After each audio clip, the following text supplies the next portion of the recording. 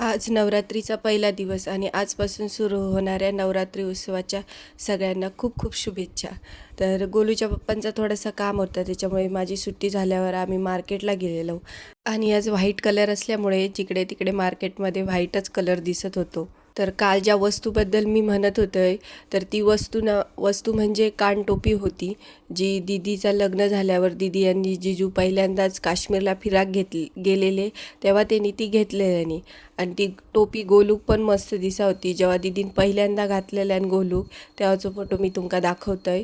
तर ही ती टोपी होती, दीदीन पहिल्यांदा या फोटोमध्ये गोलूक घातलेल्यान. गोलूक खूप क्यूट दिसा ह्या टोपीत. तर खूप शोधलंय मी ती टोपी, पण नाही भेटाक शेवटी. काही गोष्टी किमतीन जरी कमी असले तरी त्या वस्तूंबरोबर त्यांची एक इमोशन जोडलेले असतले, एक आठवण जोडलेली असतली.